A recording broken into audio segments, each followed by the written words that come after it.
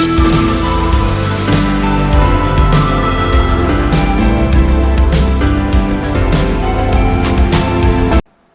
welcome once again to the class. Let's move on towards our next topic of discussion of today, that is total magnetic moment of nuclei. I am going to give you a brief overview of the last lecture. Whatever we had learnt in the last lecture, I am going to give you a brief review of that, so that we understand everything in a better way. Okay. So because in the last lecture I had made that video via tablet, not via laptop, so that's why let's see it once again, so that it becomes even more clearer to you. Okay. So total magnetic moment of nuclei, mu j vector equal to mu l vector plus mu s vector. Okay. So we had already seen in the I think previous lecture. Okay, we had seen this fact, mu j vector equal to mu l vector plus mu s vector. This particular fact we had seen in previous lecture. Okay. So there we had learned that mu j vector equal to mu n by h cut gl l vector plus gs s vector. Okay, where your gl and gs are Landes splitting factor. Okay, Landes splitting factor, and mu n is what? Mu n equal to E h cut by 2 mp, that is your nuclear magneton. Okay, the way we have Bohr magneton in atomic and molecular physics, the way we have Bohr magneton in atomic and molecular physics, similarly we have nuclear magneton in nuclear physics. Okay, so mu n equal to E h cut divided by 2 mp, the equal to nuclear magneton. Okay, now for proton, gl equal to 1, gs equal to gp equal to 5.58. for proton, what is the case? Gl, that is Landes splitting factor for this thing, and your j here is total angular momentum, your l is your orbital nuclear angular momentum, and s is your spin angular momentum. Okay, so L is orbital angular momentum, S is spin angular momentum, and J is total angular momentum. Mu J is your magnetic moment with respect to that is magnetic moment. Mu J is what? Magnetic moment due to total angular momentum. Okay, mu J is magnetic moment due to total angular momentum. Mu L is magnetic moment due to your orbital angular momentum. Okay, and mu s is your magnetic moment due to spin angular momentum. Okay, so mu j vector equal to mu n divided by h cut gl l vector plus gs s vector, where mu n equal to E h cut divided by 2 mp, that is your nuclear magneton. That is what? Nuclear magneton.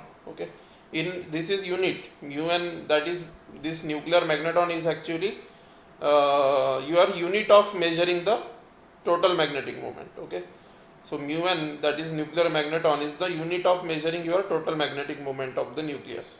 Now for proton, Landes splitting factor gl equal to 1, gs equal to gp equal to 5.58. for neutron, gl equal to 0, gs equal to gn equal to minus 3.82. this also we had already learnt. Okay, so mu j vector equal to magnetic moment on account of total angular momentum j of the nucleus. I am just giving you a brief overview.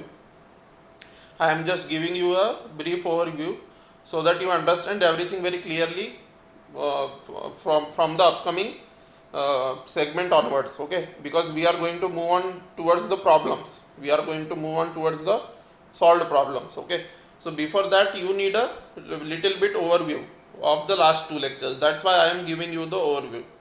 So mu j vector equal to magnetic moment on account of total angular momentum j of nucleus. Okay, so mu j vector is what? It is magnetic moment on account of total angular momentum j of nucleus. Okay,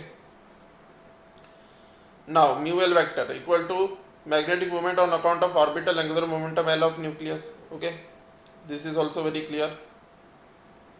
And mu s vector equal to magnetic moment on account of spin angular moment S of the nucleus. Okay, so this is the thing which we must see.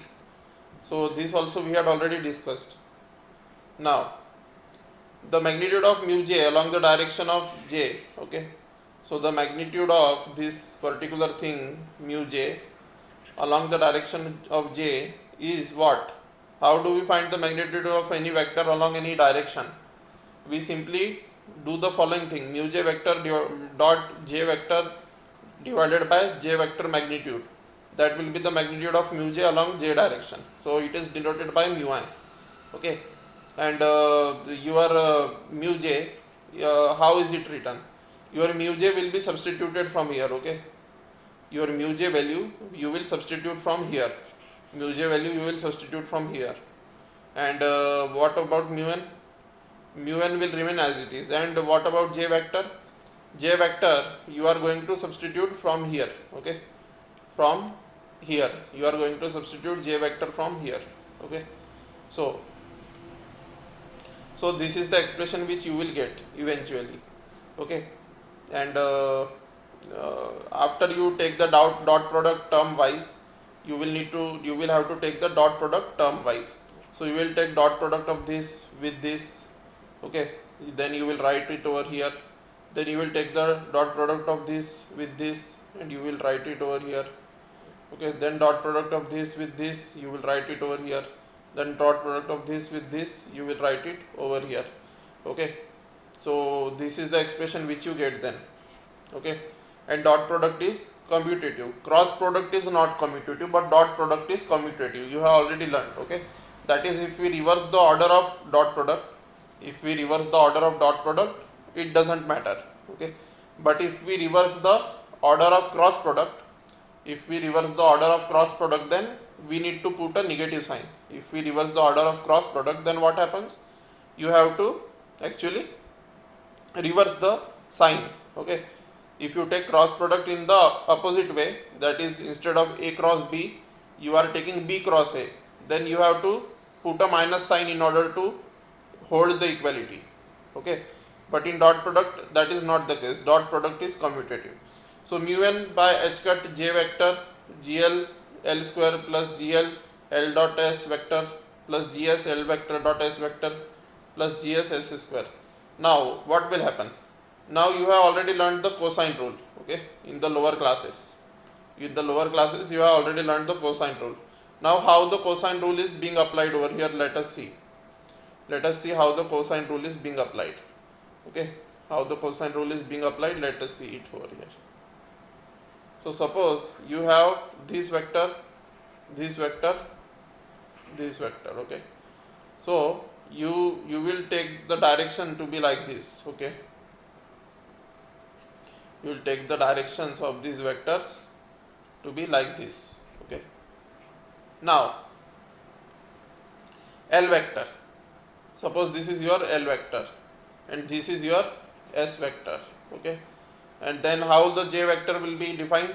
The J vector will be this. Okay, so you can clearly write that J vector equal to L vector plus S vector.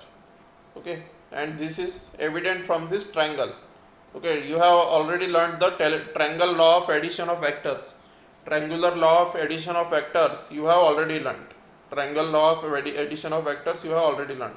Now from this particular triangle you arrive at this particular formula which is shown over here. Okay, from this particular triangle you arrive at this particular formula which has been shown over here. Okay, so this is called as cosine rule actually. Okay, this is what? This is called as cosine rule. Okay, cosine rule, which you have learned in the lower classes. So from there you obtain this particular expression, that j square equal to L square plus S square plus 2 times L vector dot S vector. You learn it from there, from the cosine rule. Now L vector dot S vector equal to j square minus L square minus S square divided by 2. L vector dot S vector is what? J square minus L square minus S square divided by 2. So just substitute L dot S over here like this. Just substitute L dot S over here with this expression. Okay, which you got from here. So all these things are self-explanatory now. So you get the final expression to be of this kind. Now you will learn this in the quantum mechanics. These expressions you are going to learn in the quantum mechanics. Okay, that j square equal to j into j plus 1 h cut square, L square equal to L into L plus 1 h cut square, S square equal to S into S plus 1 h cut square. Okay, these expressions you are going to learn in the quantum mechanics when I complete the series. I haven't completed the series yet, but I will complete the series very soon. Okay. Now, and j vector equal to square root of j into j plus 1 h cut. This is also a very evident fact. Okay. So you have simply taken the square root of this. What have you done? You have simply taken the square root of this. So the square root of that appears like this. Okay. So we get, what do we get then? So we get mu I equal to gl mu n. So you are substituting the values. Okay. In the place of j square you will substitute this, in the place of l square this, s square this, over here like this. Okay. So all of those things you will substitute in this expression, and so you will finally get something of this kind, an expression of this kind you will get. Okay. And so let us suppose that this is your equation number A. Let us suppose, after you see this, let us suppose that this is your equation number A. Now to measure the magnetic field, okay, to measure the magnetic field, a magnetic field is applied. Okay. So no, not magnetic field, magnetic moment, sorry. Okay. So to measure a magnetic moment, in order to measure a magnetic moment, a magnetic field is applied. A magnetic field has to be applied in order to measure the magnetic moment, and it is component of mu I in the field direction. Okay. So whenever you take the component of magnetic moment in the field direction, and field direction is assumed to be z direction, b vector represents magnetic field. B vector represents magnetic field, and it is in the direction of z axis, and b vector and z axis are parallel to each other. Mu I vector, that is magnetic moment vector, and I vector, that is your intrinsic spin vector. Okay. So spin vector and magnetic moment vector both are parallel to each other. Okay. Spin vector, this I vector will be parallel to mu I vector. Okay. And this z axis is parallel to, this is suppose your z axis, so it is parallel to b vector. Okay. It is parallel to b vector. Now it is to measure magnetic moment, a magnetic field is applied, and it is component of mu I in the field direction, which is assumed to be z direction. Okay. So mu z equal to mu I cos theta. What does it mean by mu z? So mu z will be your mu I cos theta. When you take the cos theta of this mu I, it will be equal to mu z. Okay. So whenever you take the component of this along this direction, what will happen? The component of this vector along this particular direction, it will be mu z equal to mu I cos theta. Okay.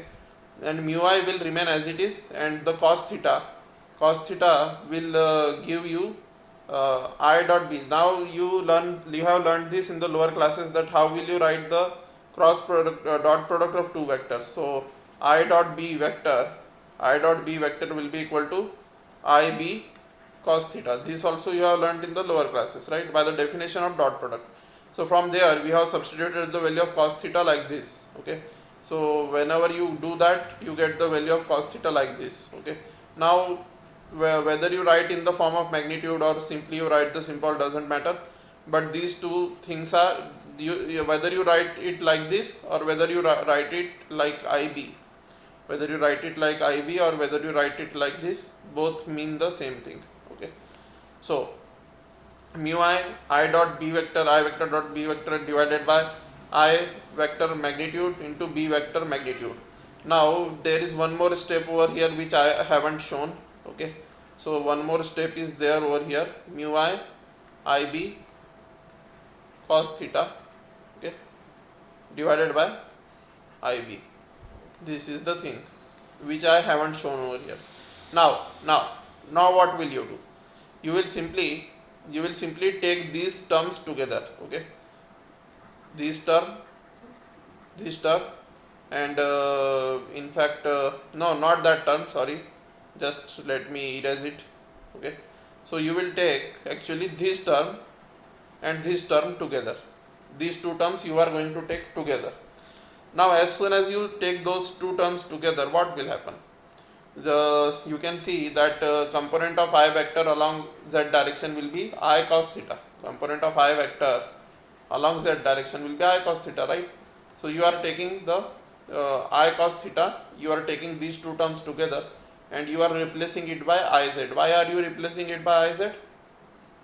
because component of I along z direction will be denoted by symbol Iz. Component of I along z direction will be denoted by symbol Iz. So that's why you are taking it like that. Okay, that's why you are taking it to be Iz. You are denoting I cos theta by Iz because it is component along z direction, component of I along z direction. So mu I b Iz Ib, rest other things are as it is, the other things are as it is. So this and this will cancel out from here. Okay, this and this will cancel out, b and b will cancel out from here. So what do you get? I will be equal to your square root of I into I plus 1 h cut. Okay, I will be equal to what? I will be equal to square root of I into I plus 1 h cut, right? So that will be the value of I. And your Iz, what is it equal to? Your Iz is equal to mi h cut. Okay, so your Iz is equal to your mi h cut. Okay, so your Iz is equal to mi h cut. Okay, this is proven in atomic and molecular physics. This particular fact, it is proved in atomic and molecular physics as well as quantum mechanics. We are going to learn them very soon, don't worry about it. Okay, we are going to learn them very soon, don't worry about it. So from here what do you get? Now from here h cut and h cut will cancel out, so you will get mu I mi divided by square root of I into I plus 1, right? Mu I mi divided by square root of I into I plus 1 you will get from here. Okay, then what do you get finally? Now since I equal to j, you have already learnt it in the previous lectures. Okay, I am not going to repeat it once again, that why this particular thing I is equal to your j. Okay, why is I equal to j? By the way, I is equal to j because whenever you try to write the nuclear configuration, the unpaired electron, wherever in whatever subshell the unpaired nucleon, okay, in whatever subshell the unpaired nucleon resides, the value of j for that subshell is the value of I for the entire nucleus. Okay, so that's why I equal to j. Okay, I have already discussed it, that's why I am not going in the detail. I am just giving you a brief overview of the previous lectures so that you understand the upcoming topics clearly. So since I equal to j, maximum value of mi equal to j clearly. So mu z equal to mu j divided by square root of j into j plus 1. You can clearly see this thing over here, that it will be, instead of I just write j. Okay, instead of I replace the I with j. So you are replacing, so you replace that. Okay, so you replace that, so mu z equal to mu j divided by square root of j into j plus 1, and mi is equal to your j, so you have replaced mi also with j. Okay, so now what is the thing? Now mu z equal to mu n j into gl j into j plus 1 plus l into l plus 1. So what was the value of mu z which you get from here? Okay, so clearly it was over here mu I, so you substitute this mu I value. Okay, this mu I value you substitute in the place of this. Okay, and after you substitute that, you will get mu z value will to be equal to something like this. Okay, after you substitute that, you get the mu z value to be something like this. Okay, so let us suppose that this is your equation number b. Let us suppose that this is your equation number b. So since for a single particle the spin s equal to half, so there are two possible cases. Now we are understanding this particular thing. This is what? This is nuclear shell model. Okay, we are understanding everything with regards to nuclear shell model. Okay, so for a single particle spin s equal to half, so there are two possible cases. Okay, L vector is parallel to s vector, that is your stretch case. Okay, L vector is parallel to s vector is what? It is your stretch case. And I equal to j equal to l plus s, and in the place of s you have plus half. So when L vector and s vector will be parallel, that is your stretch case, and in that case I equal to j equal to l plus s, that is l plus half. And L is anti-parallel to s, L vector is anti-parallel to s vector. What will happen then? L vector is anti-parallel to s vector, so that will yield you jackknife case. Okay, L vector is anti-parallel to s vector, that is what? That is your jackknife case. And I equal to j equal to l minus half, so in the place of s just substitute half, so l minus s, that is l minus half. Okay, so what will happen then? So clearly you can see, okay, where is the thing.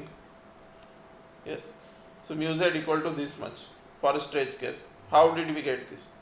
Just substitute these values, okay. In the place of j, substitute L plus, no, not in the place of j, okay. Now write the value of L over here. So L equal to what? J minus half over here. And what is the value of L over here? It is equal to j plus half over here, okay. So you substitute these two values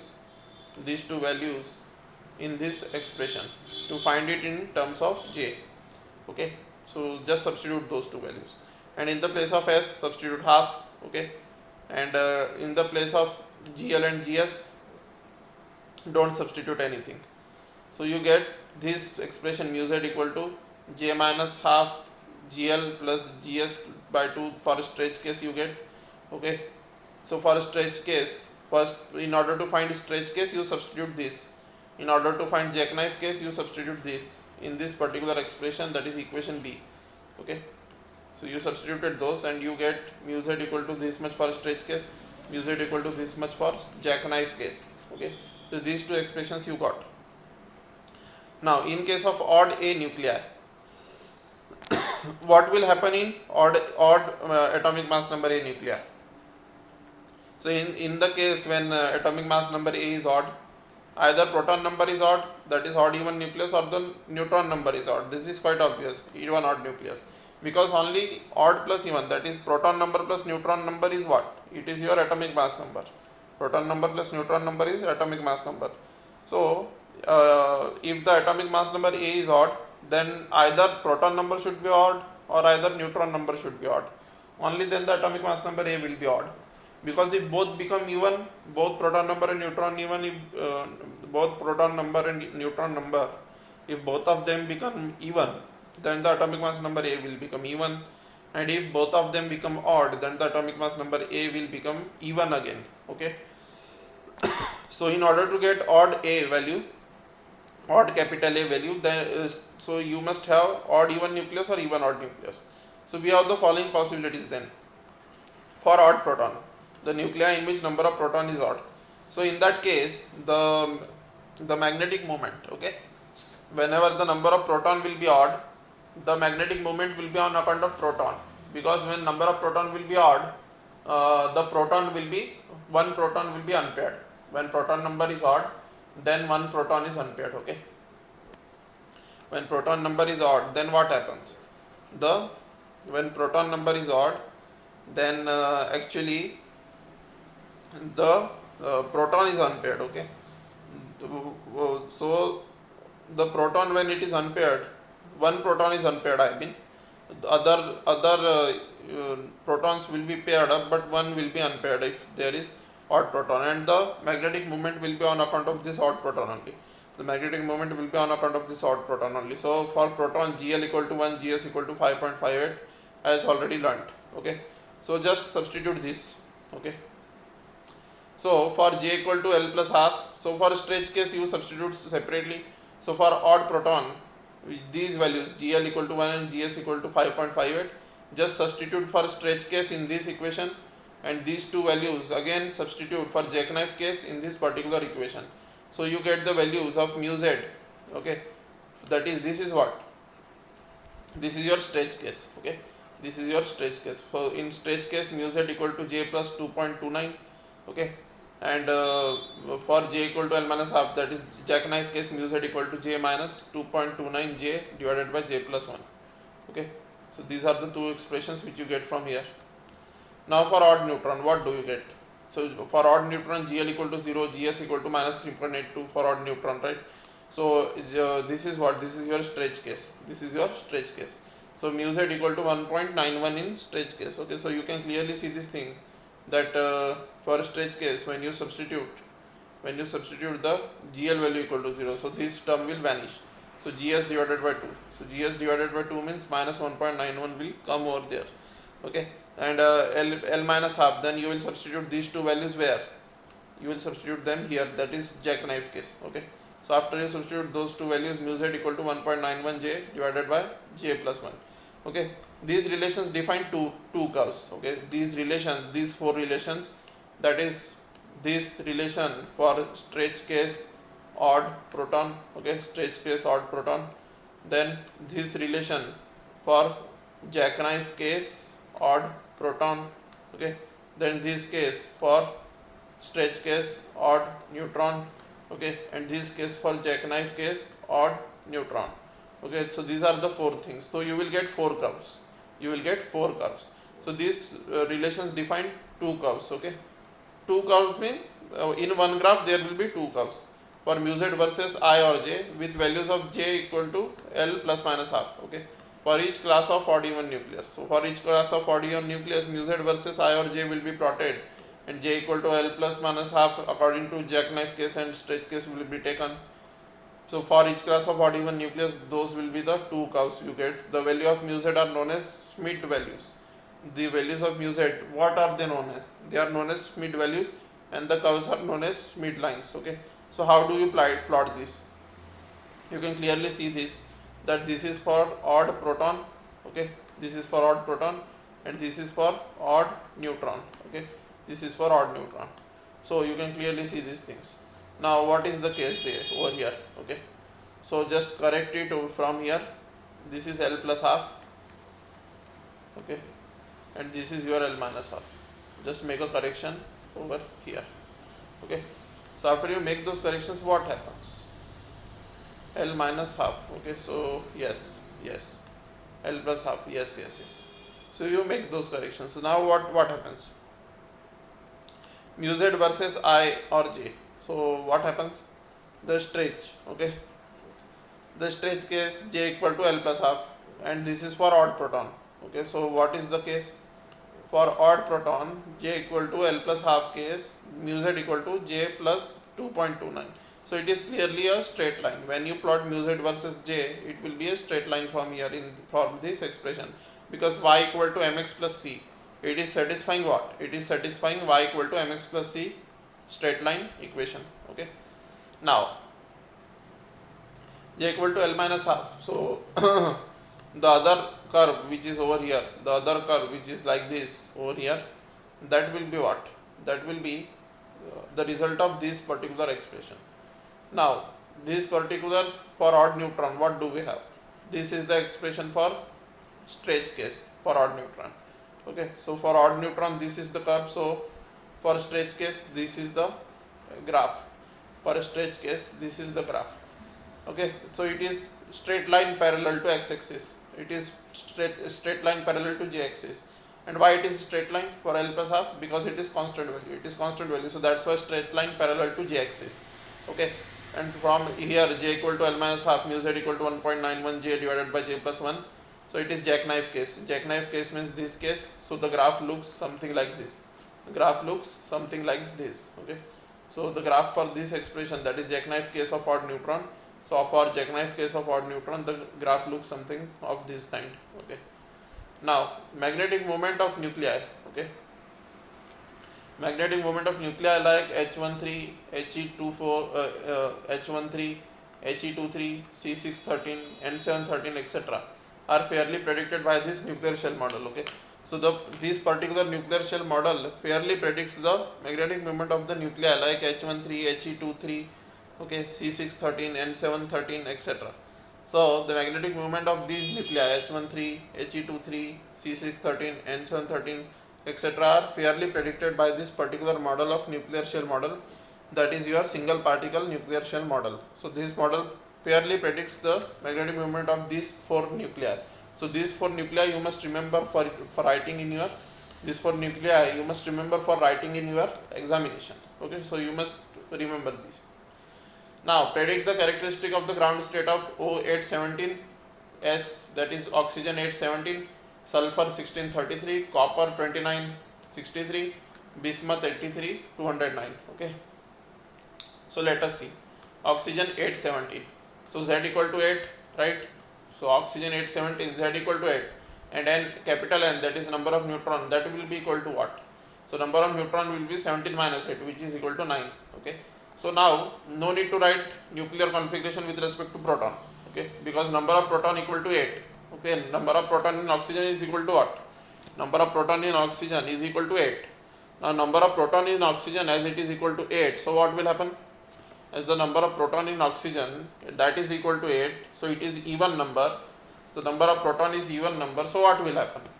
So clearly no need to write nuclear configuration with respect to proton, because number of proton is even. Now just write the nuclear configuration with respect to neutron. Just write the nuclear configuration with respect to neutron, and number of neutron over here is 9. So as soon as you write the nuclear configuration of this particular entity with respect to neutron, so you will get something of this kind: 1s half 2, 1p 3 by 2 4, 1p half 2, 1d 5 by 2 1. This is according to nuclear shell model. Now you can clearly see this thing, that the unpaired neutron, up to here it is all paired up. Okay, from here till here everything is paired up, right? From here till here everything is paired up, right? So from here till here everything is paired up, so no need to look at them, just look at this particular thing. Okay, last subshell. So in this last subshell, what is the case? In this last subshell, 1d 5 by 2 1 is the filled up neutron. Now what is the value of J for this? The value of J for this is 5 by 2. So the spin for this nucleus will be I equal to J equal to 5 by 2, because the unpaired neutron resides in J equal to 5 by 2. Okay, so that's why I equal to J equal to 5 by 2. Now what will be the parity of this particular nucleus? So you can clearly see this thing, that the value of D, the value of L for D is what? For S is it is 0. The value of L for S is 0. The value of L for P is 1. Okay, the value of L for D is 2. Okay, so clearly you will get the minus 1 to the power L formula. So parity equal to minus 1 to the power L, and for D the value of L is 2. So minus 1 to the power 2 will be the parity. So minus 1 to the power 2, that will be equal to plus 1. So whether you call it positive parity or even parity or plus 1 parity, doesn't matter. Okay, so you can also call it positive parity also. You can also call it positive parity. We have already learned in the previous lectures. Okay, so this is the thing. Now magnetic moment due to odd neutron, 1d 5 by 2. Now 1d 5 by 2 has what? Magnetic moment. Now this has what? This has odd neutron, so it will constitute it, as it has an odd neutron, so it will constitute magnetic moment. So magnetic moment due to this odd neutron in 1d 5 by 2.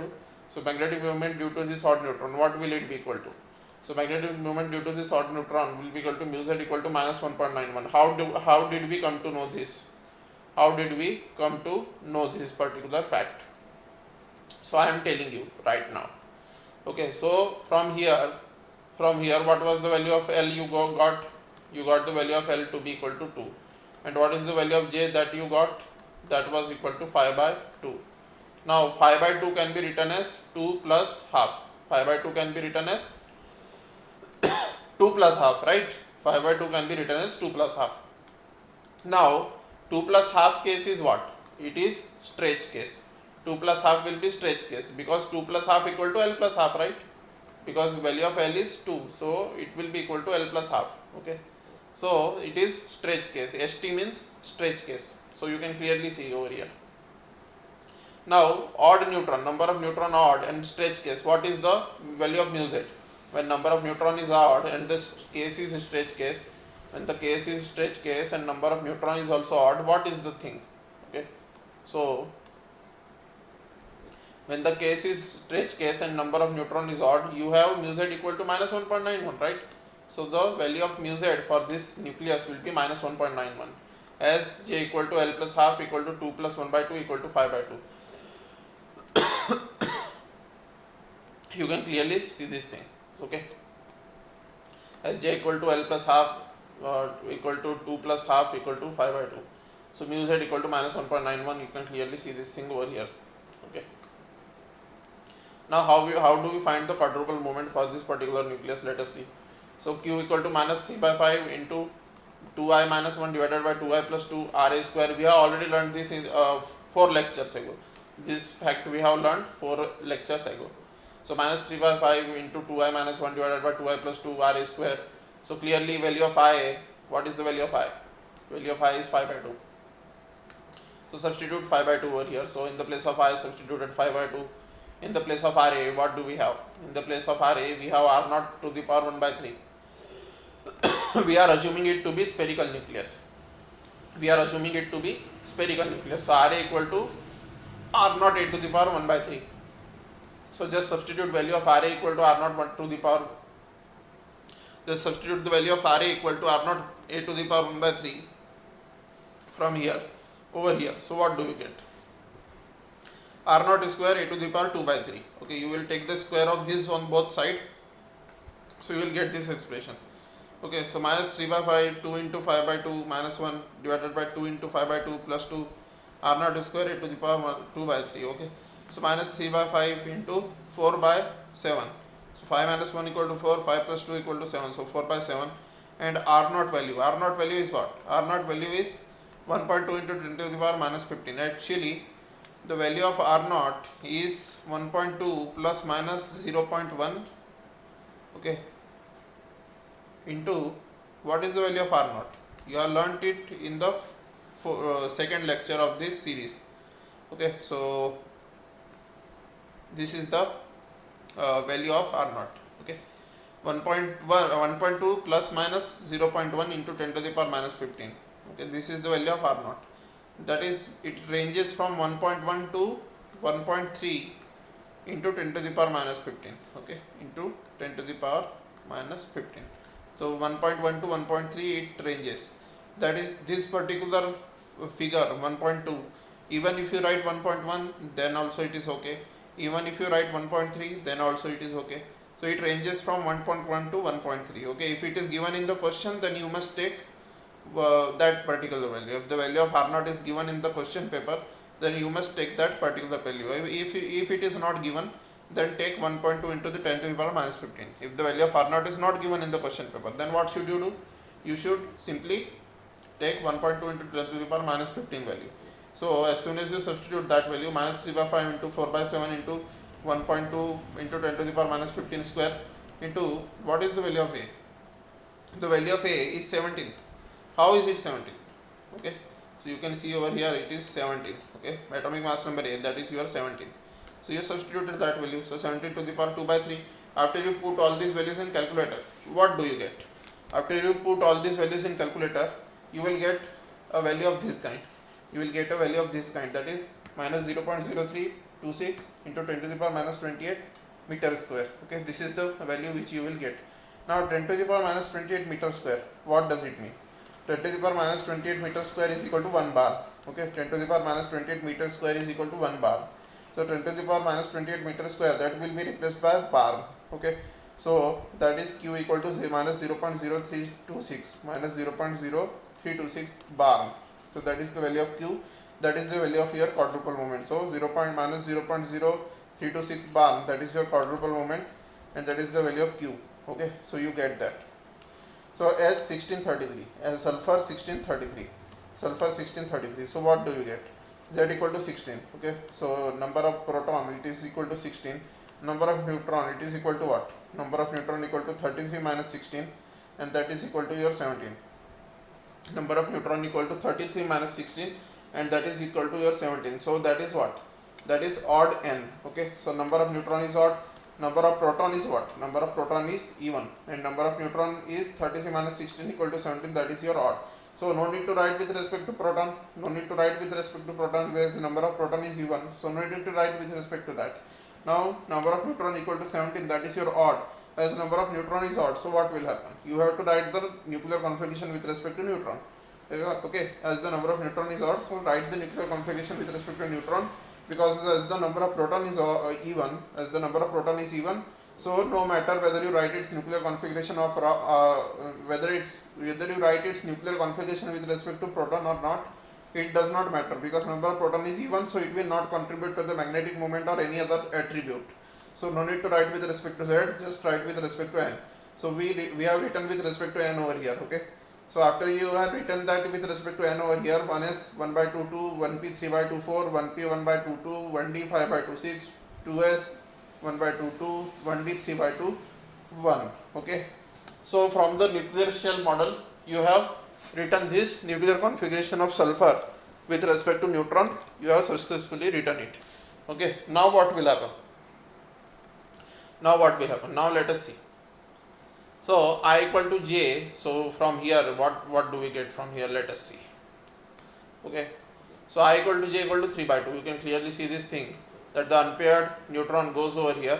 So I equal to j equal to 3 by 2. So the value of j for this subshell is 3 by 2. So value of I for this nucleus will be 3 by 2. So I equal to j equal to 3 by 2. L equal to 2. How is L equal to 2?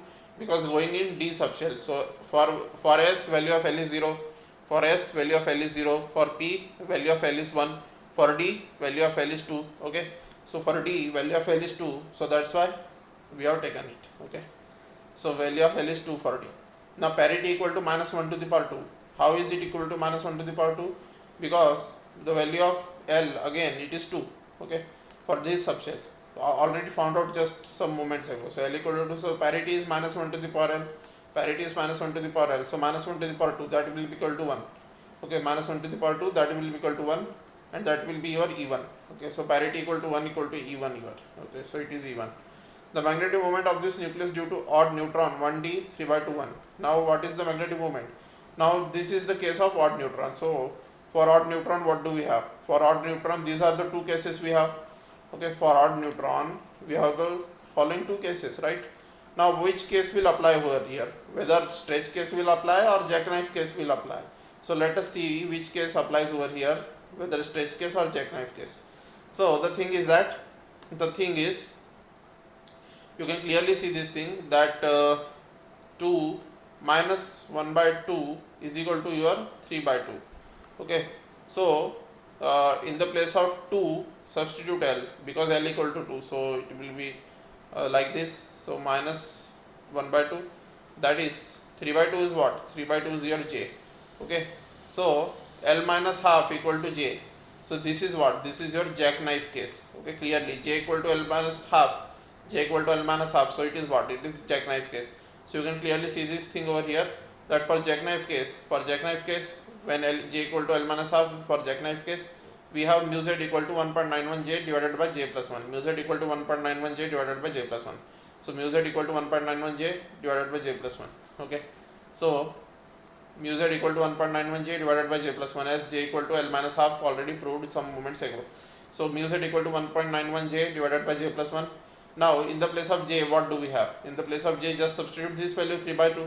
So you have substituted in the place of j 3 by 2. So 1.91 into 3 by 2 divided by 3 by 2 plus 1. This is the thing. Now 1.91, it is remaining as it is. Okay, so 3 by 2, then this will be what? This will be 5 by 2, then 2 by 5 it will become, then this 2 will cancel out, and then you will get 1.146.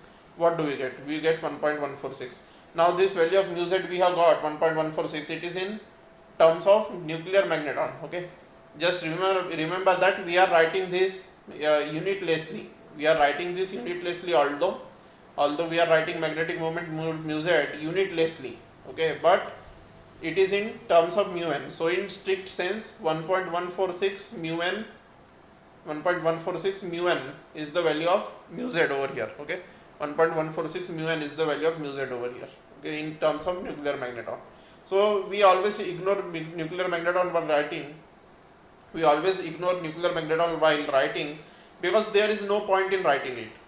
There is no point in writing the nuclear magneton, because it is understood that it exists. Okay, it is understood that it exists because it exists by default. It is understood that it exists because it exists by default. So mu z equal to 1.146. Okay, the quadruple moment. How do we find it out now? The quadruple moment q equal to minus 3 by 5 into 2 by 5. How do we find it out? Okay, so you will apply the following same formula over here, the same formula which we applied in the previous thing. Okay, so value of I is equal to 3 by 2. So you substitute this value 3 by 2 over here. RA value you substitute. Okay, so in the place of A, it will be 33 to the power 1 by 3, because the value of A for this particular entity is 33. So after applying this particular same formula for sulfur, you will get the value of quadruple moment for sulfur equal to 0.0355 barn. Okay, 0.0355 barn you will get. The quadruple moment value is minus 0.0355 barn. Okay, so hopefully you got it. Simply there is no rocket science in finding the quadruple moment. Although I haven't written the formula, but there is no rocket science in finding the quadruple moment of this sulfur nucleus, because the same formula you are going to apply once again. with a different value. So after you apply the formula, you will get this particular value. If you do all the calculations via calculator, you will realize that those values are correct. Okay, so this is the thing. So limitations. What are the limitations of this nuclear shell model? Okay, what are the limitations of nuclear shell model? So it cannot predict the excited state of nuclei. You know this very well, that there are various excited state of the nuclei. Okay, so which excited state will be which excited state of the nucleus will be relatively stable, which excited state of the nucleus will be relatively unstable, all those things it cannot predict. So shell model cannot predict the excited state of nucleus. Okay, 4 stable nuclei, H1 2 Li6 3 Li36, okay, H1 2 Li36, that is hydrogen 1 2, that is deuterium, lithium 3 6, okay, boron 5 10, nitrogen 7 14 are not explained by this model. Okay, so the stability of these nuclei, okay, if you try to explain the stability of these nuclei via this nuclear shell model, then the stability of these 4 nuclei via this nuclear shell model cannot be explained. Okay, so the stability of these 4 nuclei via nuclear shell model cannot be explained, and it does not predict correct value of spin of certain nuclei like sodium 1123. Okay, so the nuclear shell model does not predict the correct value of spin of certain nuclei. Okay, so the correct value of spin of Na1123 cannot be predicted. According to nuclear shell model, the correct value of spin is 5/2. According to nuclear shell model saying. Okay, according to nuclear shell model, the value of I, that is spin for sodium 1123, the value of I should be 5/2. Okay, according to nuclear shell model. But experimentally it has been found that it is 3/2. Experimentally it has been found that it is 3/2. By a experiment we have found this. Okay, so it cannot be predicted. Okay, so spin of certain nuclei cannot be predicted. So there are some exceptions. So which will be the exceptions? No rule regarding that. Which nuclei will be the exceptions? There is no rule governing that. Okay, so that is also a problem. Now, no explanation of large q if A is much different from magic number. Now, if we take a value of atomic mass number A, which is much different from the magic number, means very far away from the magic number, then in that case, the explanation of large quadruple moment value, in the cases when A value is much different from magic number, so in that case quadruple moment value is very large. So there is no explanation in nuclear shell model regarding this. There is no explanation in nuclear shell model regarding the large q values when A is much different from the magic number. So in that case there is no explanation when q value is very large. No correct prediction of magnetic moment of so many nuclei. Now in terms of magnetic moment it is very much failure. Okay, so there is no correct prediction of magnetic moment of a very large number of nuclei. Okay, so there are very large number of nuclei, right? We have 120 nuclei in the periodic table. In the periodic table we have 120 nuclei. Okay, 120 normal nuclei, and after you take all those isotopes, okay, we have 120 elements. I mean, we have 120 elements in the periodic table, but out of those 120 elements, okay, if you take all their isotopes, okay, if you take all their isotopes also into account, then it will be a very huge number of nuclei. Okay, so for so huge number of nuclei, if you try to apply nuclear shell model on all those huge number of nuclei,